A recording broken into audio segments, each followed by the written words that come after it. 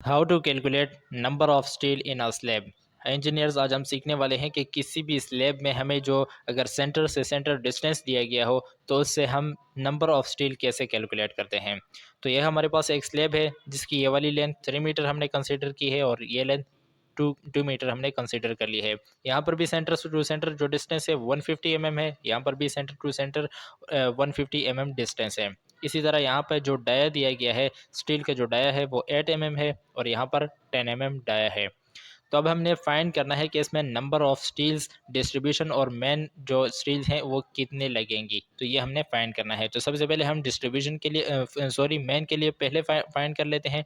तो हम यहाँ पर लिखेंगे नंबर ऑफ मैन बार्स, यानी हम number of man bars find कर रहे हैं। तो इसके लिए जो फार्मूला होता है वो होता है opposite length divided by centre to centre spacing. तो हम यहाँ पर जस्ट लिख लेते हैं स्पेसिंग n+1। ये फार्मूला होता है कब किसी भी नंबर ऑफ बार्स को फाइंड करने के लिए। तो अब हम number of man bars find कर रहे हैं। तो आपको पता होना चाहिए कि जो मैन बार्स होती हैं वो छोटी बार्स होती हैं और जो बड़ी बार्स होती हैं इन्हें हम डिस्ट्रीब्यूशंस बार कहते हैं। यानी यहाँ पर यहाँ से लेकर यहाँ तक ये जो बार्स पड़ी हुई हैं इन्हें हम मैन बार्स कहेंगे और इनका हम नंबर फाइंड कर रहे हैं। तो अगर हम number of man bars find कर रहे हैं तो इसके लिए हमने लिखा है अपोजिट लेंथ। तो इस लेंथ की यानी मैन बार के अपोजिट जो लेंथ है वो यहाँ से लेकर यहाँ तक है, यानी मैन बार की जो अपोजिट लेंथ है वो 3 मीटर्स है।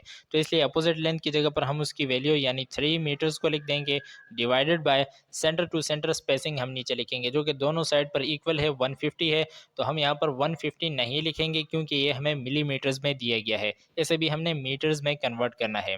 मीटर्स में हम कन्वर्ट करेंगे तो 0.15 आ जाएगा, यानी 150 को हम जस्ट 1000 पर डिवाइड कर देंगे तो ये हमारे पास आएगा 0.15। तो इसलिए 0.15 को हमने नीचे स्पेसिंग की जगह पर लिख दिया है एंड +1 को हम सेम एज इट इज लिखेंगे। 3 मीटर को 0.15 पर डिवाइड करेंगे तो हमारे पास आंसर आएगा 20 एंड इस +1 को साथ में सेम एज इट इज लिखा तो 20 + 1 21 हो गया। तो 21 नंबर ऑफ मैन बार्स हमारे पास लगेंगी इस स्लैब में। इसी तरह अब हम डिस्ट्रीब्यूशन बार्स को भी फाइंड कर लेते हैं। तो हम यहाँ पर लिखेंगे number of distribution bar. Number of distribution bar के लिए भी सेम वही फार्मूला है, यानी opposite length divided by spacing +1। अब यहाँ पर जो अपोजिट लेंथ होगा यानी डिस्ट्रीब्यूशंस बार ये पड़ी हुई हैं, ये जो लंबी वाली हैं यानी 3 मीटर्स वाली जो बार्स हैं ये डिस्ट्रीब्यूशन बार हैं और इसके अपोजिट जो लेंथ है वो यहाँ से ये लेंथ है, यानी ये बार आ रही है तो इसके अपोजिट ये लेंथ है और ये लेंथ हमारे पास है 2 मीटर्स। तो अपोजिट लेंथ की जगह पर हम लिखेंगे 2 मीटर्स डिवाइडेड बाय स्पेसिंग की जगह पर वही 0.15 को लिख देंगे, +1 को सेम एज इट इज लिखेंगे।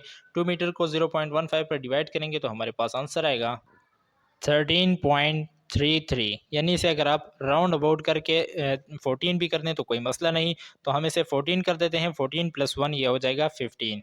तो ये 15 हमारे पास नंबर ऑफ डिस्ट्रीब्यूशंस बार आ गई और ये 21 जो थी ये हमारे पास नंबर ऑफ मैन बार्स थी। अब इसी तरह अगर आप इनका वेट भी फाइंड करना चाहते हैं तो इसे भी यहाँ पर हम फाइंड कर लेते हैं। तो हम यहाँ पर लिखेंगे weight of man bars. Weight of man bars यानी ये जो मैन बार्स हमने निकाली हैं 21, इसका अब हम क्या करेंगे, हम इसका वेट फाइंड करेंगे। तो वेट फाइंड करने का फॉर्मूला हमारे पास होता है d² divided by 162.2 multiply by length और इसे हम मल्टीप्लाई कर देंगे नंबर ऑफ बार से। तो सारे बार्स जो हैं उनका हमारे पास वेट फाइंड हो जाएगा। तो हमने इन तीनों को आपस में मल्टीप्लाई कर दिया है। डाया आप देख सकते हैं कि डाया जो मैन बार्स का है वो हमारे पास यहाँ पर दिया गया है 10 mm। तो इसलिए हम डी की जगह पर 10 लिख देंगे, 10 का स्क्वायर आ गया डिवाइडेड बाय 162.2 को सेम एज इट इज लिख देंगे मल्टीप्लाई बाय लेंथ इसकी कितनी है मैन बार्स की, तो आप देख सकते हैं कि 2 मीटर्स है। तो यहाँ पर हमने इसे 2 मीटर्स के साथ मल्टीप्लाई कर दिया and multiply number of bars हमारे पास हैं 21। तो नंबर ऑफ बार्स की जगह पर हमने 21 को लिख दिया है।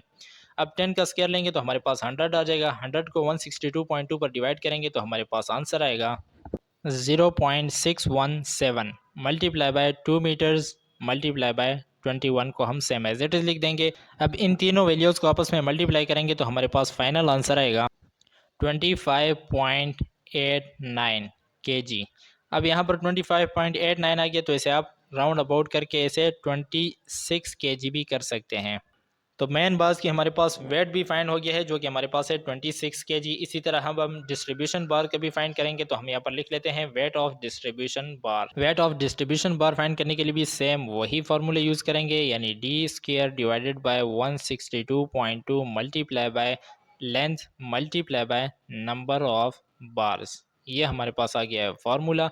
अब इसमें जस्ट वैल्यूज पुट करेंगे। यहाँ पर डी स्क्वायर जो है वो हमारे पास है 8 mm, क्योंकि अब डिस्ट्रीब्यूशन बार है तो 8 का हम स्क्वायर लेंगे। 8 का स्क्वायर लेंगे तो 8 8 जा 64 हो गया, हम जस्ट 64 लिख लेते हैं। 162.2 को नीचे लिखा मल्टीप्लाई बाय लेंथ अब इनकी कितनी है, तो यहाँ पर जो डिस्ट्रीब्यूशन बार है उनकी लेंथ हमारे पास है 3 मीटर्स, तो यहाँ पर हमने 3 मीटर्स को लिख दिया। Multiply by number of bars हमारे पास हैं 15, तो इसे 15 के साथ मल्टीप्लाई कर देंगे।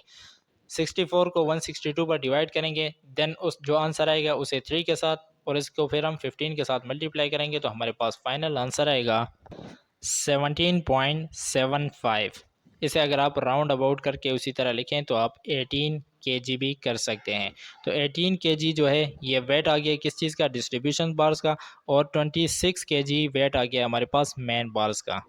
उम्मीद करते हैं कि ये वीडियो आपको पसंद आई होगी। मज़ीद इसी तरह की एजुकेशनल और इंजीनियरिंग की वीडियोस के लिए हमारे यूट्यूब चैनल मिस्टर इंजीनियर को सब्सक्राइब करके साथ में बेल आइकन को भी प्रेस कर दें। शुक्रिया।